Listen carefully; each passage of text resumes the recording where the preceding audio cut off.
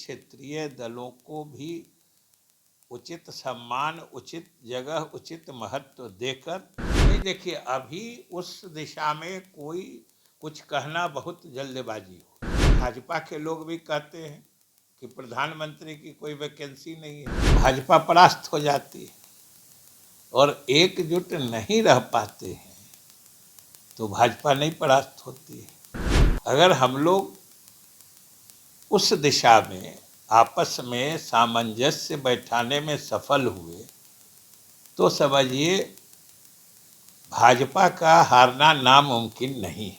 नमस्कार, मैं कोमल शर्मा और आप देख रहे हैं एक न्यूज 24। 4 राज्यों के विधानसभा चुनाव के परिणाम आने के बाद बिहार सरकार के मंत्री विजय चौधरी ने बड़ा बयान दिया है। 5 राज्य में से 4 राज्य के स्पष्ट संदेश दिख रहा है कि इंडिया गठबंधन अलग अलग घटक दल है और ज्यादा समझदारी से काम करना होगा। और इन चुनाव में भी इंडिया गठबंधन एकजुट होकर चुनाव नहीं लड़े थे। हम लोग शुरू से कहते हैं कि आपस में समझदारी बनानी चाहिए और सारी विपक्षी दल एकजुट हो जाते हैं तो भाजपा परास्त हो जाती है और एकजुट नहीं होते हैं तो भाजपा परास्त नहीं होती है। क्या कुछ बोल रहे हैं विजय चौधरी, सुनिए उनकी बातों को। कौन अगला उम्मीदवार होगा या किसके नेतृत्व में लड़ा जाएगा ये तय होगा, लेकिन स्वाभाविक रूप से अगर किसी विश्वसनीय चेहरा को आगे बढ़ाया जाएगा तो इसमें सहूलियत होती है। नहीं तो ये फैसला तो है ही कि भाई पहले हम लोग इसको बेदखल कर दें, फिर आपस में बैठ के हम लोग तय कर लेंगे, इसमें भी कोई परेशानी नहीं है।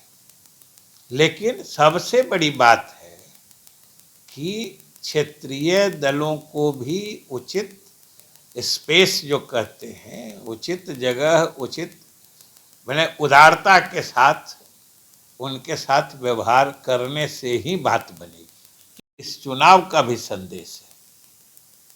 तो हम लोग उम्मीद करते हैं कि अब तो कांग्रेस को आगे बढ़कर सभी क्षेत्रीय दलों को भी उचित सम्मान, उचित जगह, उचित महत्व देकर एक ऐसी स्थिति, एक ऐसी समझदारी बनाएंगे जिससे कि भाजपा को भी दिख जाएगा कि विपक्षी पार्टियों में कितना दम है। नहीं देखिए अभी उस दिशा में कोई कुछ कहना बहुत जल्दबाजी हो और विश्वसनीय कौन है कौन नहीं है ये किसी को कहने की जरूरत होती है, ये तो पूरा देश जानता है। इसलिए इसके बारे में कोई अभी न जल्दबाजी है न हड़बड़ी है।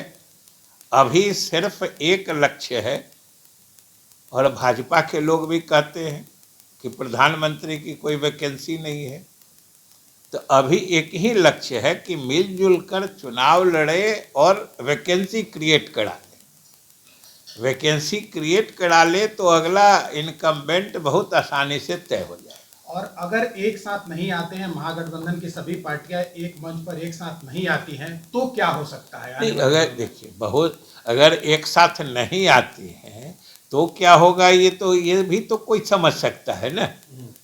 अभी पिछले चुनावों में अभी जिस चुनाव के नतीजे आए हैं उस चुनाव में सब लोग एक नहीं हुए तो क्या हुआ? जो चुनाव में हुआ और जैसे होता है सब लोग अलग अलग हैं, पार्टियां तो सब अलग ही हैं ना, सबके अपने अपने कार्य क्षेत्र अलग अलग हैं, सबकी अपनी अलग अलग विश्वसनीयता है, सबके अपने अलग अलग प्रभाव क्षेत्र हैं और ये समय परीक्षित प्रभाव क्षेत्र है, टाइम टेस्टेड जो कहते हैं।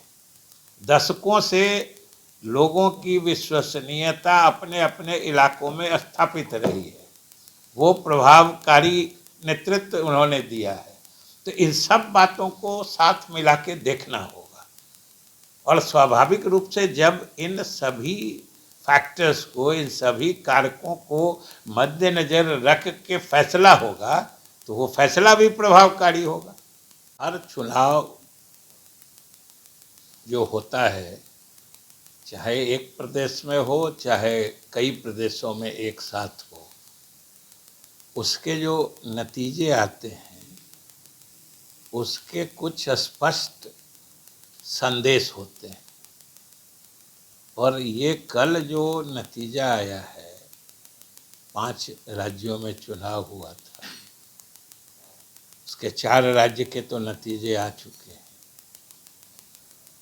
उनसे भी एक स्पष्ट संदेश दिख रहा है और वो महसूस हो रहा है कि ये जो इंडिया गठबंधन है या इंडिया अलायंस है, इसके जो अलग अलग घटक दल हैं उनको ज़्यादा समझदारी से और सामंजस्य से काम करना होगा, ये स्पष्ट संकेत है। और ये भी पूरा देश जानता है कि इन चुनावों में भी इंडिया गठबंधन के सारे घटक दल एकजुट होकर नहीं लड़े थे और ख़ास तौर से हम लोगों की पार्टी यानी जदयू या ख़ास तौर से कहिए पूरा बिहार का जो महागठबंधन है, हम लोग शुरू से इस बात को मानते हैं और कहते रहे हैं कि भाई सबसे पहले आपस की समझदारी बननी चाहिए। और ये बार बार स्पष्ट संकेत मिला है या दिखा है कि अगर सारी जो दल हैं, विपक्षी दल एकजुट हो जाते हैं तो भाजपा परास्त हो जाती है, और एकजुट नहीं रह पाते हैं तो भाजपा नहीं परास्त होती है। तो इसलिए ये सारे दलों को विचार करना होगा और अभी 6 तारीख को जो गठबंधन की बैठक है इंडिया अलायंस की, स्वाभाविक रूप से इसमें सभी दल को खुले दिल से सामंजस्य बैठाने की कोशिश करनी चाहिए। और चूँकि इस गठबंधन में कांग्रेस पार्टी सबसे बड़ी पार्टी है, स्वाभाविक रूप से उसकी जिम्मेदारी ज़्यादा बन जाती है। और फिलहाल ये जो 5 राज्यों में चुनाव हुए हैं, खासतौर से 4 राज्यों में, ये आपसी समझदारी नहीं बन पाने का नुकसान भी कांग्रेस को ही हुआ है ज़्यादा।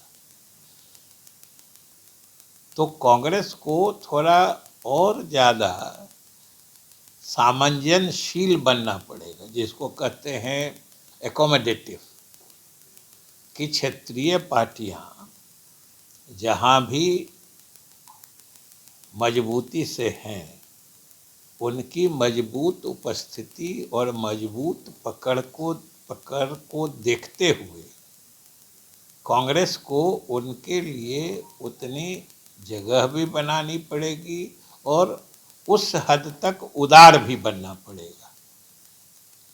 और अभी भी ये साफ है कि अगर सभी विपक्षी पार्टियां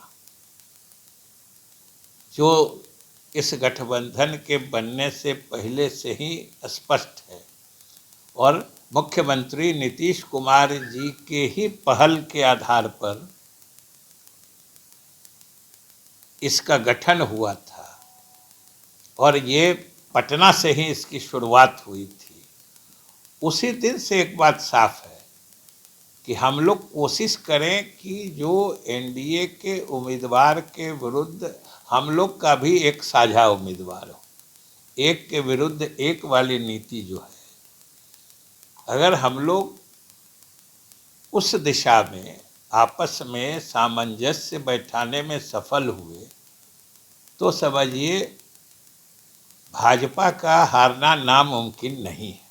तो विजय चौधरी का साफ तौर पे कहना है नीतीश कुमार के नाम पर चुनाव लड़ने पर इसमें कोई शक नहीं है कि नीतीश कुमार के अथक प्रयास पर इंडिया गठबंधन बना था और सब लोग जानते हैं कि सभी पार्टी का एक स्पष्ट फैसला हुआ था कि भाजपा को सत्ता से बेदखल करें, उसके बाद फिर तय किया जाएगा, पहले बेदखल करें और फिर आगे बैठक हो और क्षेत्रीय दल को भी उचित स्पेस मिले ताकि अगले चुनाव लड़ें। नीतीश कुमार को लेकर अभी कोई जल्दबाजी नहीं है और हमारा एक ही लक्ष्य है, मिलकर चुनाव लड़े ताकि भाजपा वाले बोलते हैं तो वैकेंसी क्रिएट करे। आगामी चुनाव को लेकर एक विश्वसनीय चेहरा पर चुनाव लड़ा जाएगा। इस खबर में बस इतना ही। ऐसे ही तमाम खबरों के लिए हमारे साथ बने रहें और देखते रहें एक न्यूज़ 24।